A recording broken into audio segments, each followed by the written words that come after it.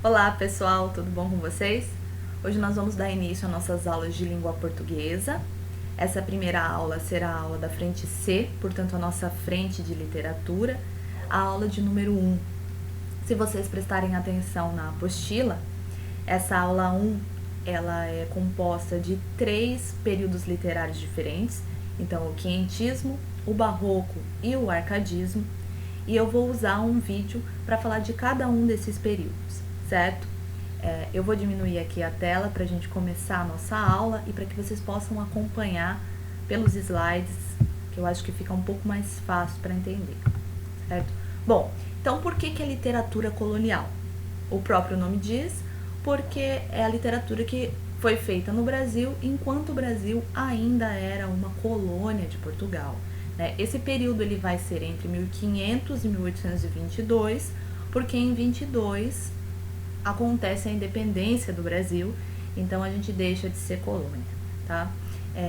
No terceiro ponto ali, se vocês observarem, está escrito: podemos dizer que a literatura colonial representa mais uma produção sobre o Brasil e no Brasil. Por que isso?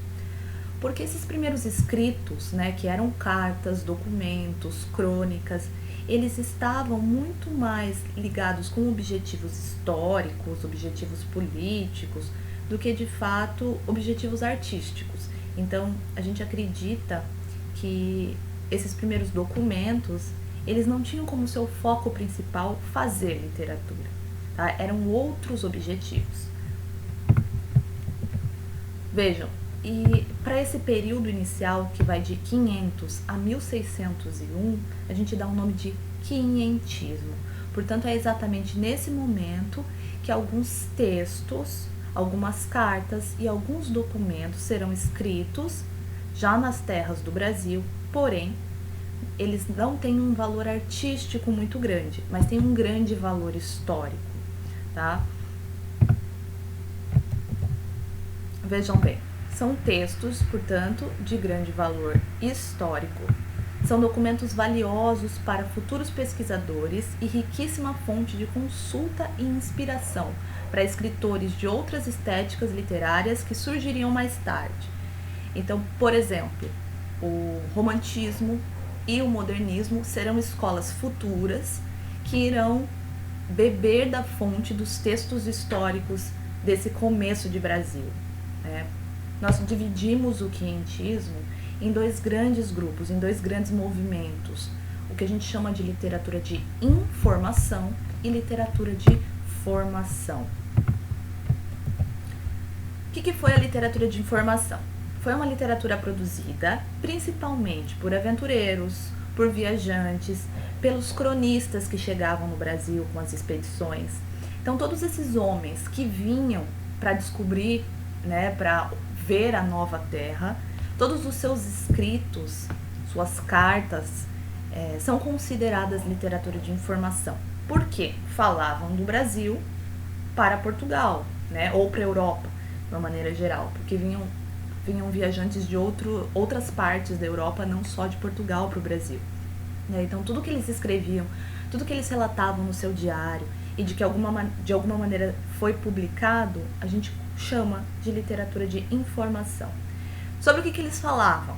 Eles falavam sobre a nova terra, sobre as riquezas, sobre as suas potencialidades e principalmente sobre os seus habitantes. Então, todos esses temas frequentes nessa literatura de informação, como, por exemplo, o índio, as nossas riquezas naturais, o choque entre as civilizações, tudo isso vai servir também como uma temática que vai compor escolas literárias futuras. Então, a temática usada nesses primeiros anos do Brasil vão aparecer na literatura lá na frente, certo? Aqui nós temos um exemplo do principal documento do que a gente chama de literatura de informação. Então, a principal obra desse período é a Carta do Achamento, a Carta do Pero Vaz de Caminha. Uma carta que foi escrita em 1500, assim que a nau portuguesa chega no Brasil, o Pero Vaz faz uma carta, então, uma carta destinada ao rei de Portugal para contar sobre a nova terra que eles haviam chegado. E nessa carta ele vai falar muito sobre as belezas do Brasil, né? Que não era Brasil ainda. Ele vai falar sobre as matas, sobre a água e sobre os habitantes. Então a maneira como ele descreve os índios, tudo isso é muito interessante. A carta está escrita num português arcaico, sim, mas hoje vocês já conseguem ver trechos, ler trechos dessa carta na internet, adaptados para o nosso português mais moderno. Então é bem interessante perceber que, apesar de ser um documento histórico, uma carta ao rei de Portugal, há traços, né, traços poéticos que podem ligá-la à literatura. Por isso é que a gente chama de um documento, enfim, de um texto de literatura também, tá? Além da carta do Pero Vaz, vocês podem olhar aí, inclusive na apostila de vocês, nós temos outros exemplos, né? Nós temos o Diário de Navegação do Pero Lopes de Souza, tem o texto chamado Viagem ao Brasil, do Hans Standen, um alemão que veio também para o Brasil em uma expedição. Nós temos a História da Província de Santa Cruz, do Pedro de Magalhães. Então, há uma série de documentos, de textos desse período que entram aí nesse momento histórico. Depois da literatura de informação, nós temos a literatura de formação. Essa aqui é a literatura produzida pelos jesuítas, pelos padres jesuítas. Vocês sabem, né, que depois que os portugueses chegaram no Brasil, alguns anos depois, a Companhia do Brasil, né, a Companhia de Jesus, desculpa, ela vem para o Brasil e traz os seus padres jesuítas para catequizar os índios, para catequizar os nativos e para educar os colonos. Portanto, essa chegada dos jesuítas no Brasil é que dá início ao que a gente chama de literatura de formação. Qual foi a influência aqui? A influência da Contra-Reforma.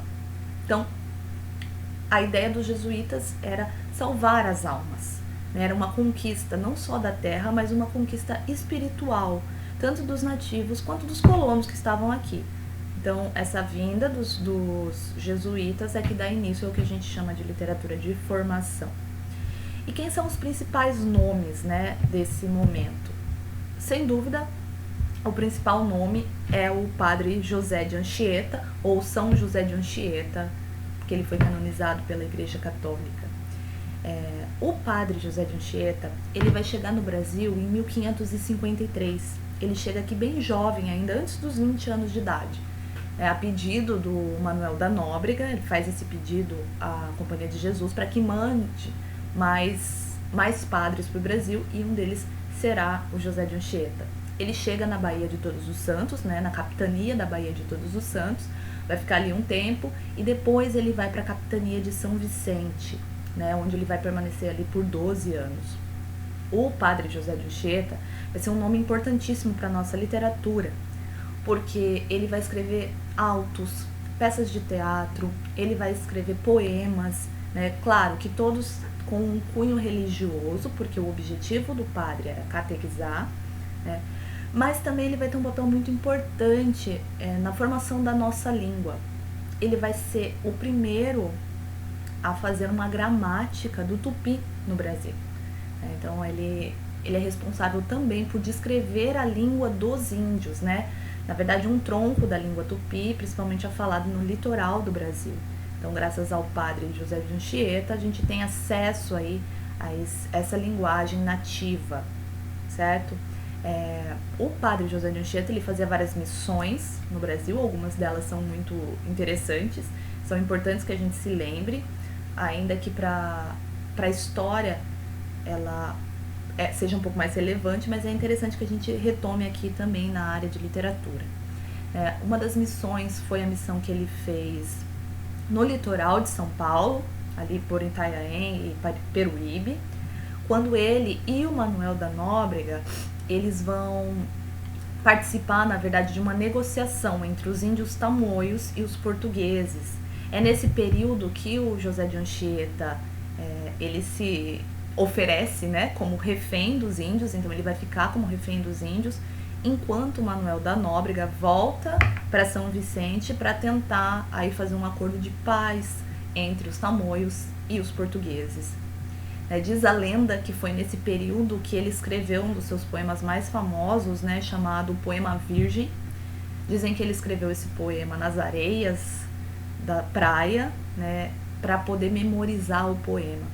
Isso é uma lenda, não se sabe se é verdade ou não, mas é um dos poemas mais famosos do Anchieta. Outro ponto importante de se lembrar do Anchieta é que ele, junto com o Manuel da Nóbrega e com outros padres da Companhia de Jesus, foi um dos primeiros aí a rezar a missa no dia 25 de janeiro de 1554, né, na vila de São Paulo. Então, essa missa ela é um marco inicial aí do que chamam do início de São Paulo, né, da fundação de São Paulo. Ele estava nessa missa, ele rezou essa missa também, certo? Outro personagem importante, como eu disse para vocês, é o Manuel da Nóbrega. Porém, o texto que ele escreve é uma obra de menor destaque, perto de tudo que foi criado pelo José de Anchieta, né?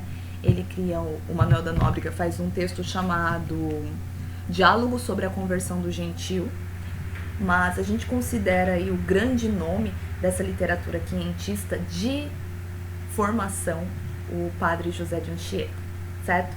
Muito obrigada, a gente se vê na próxima aula.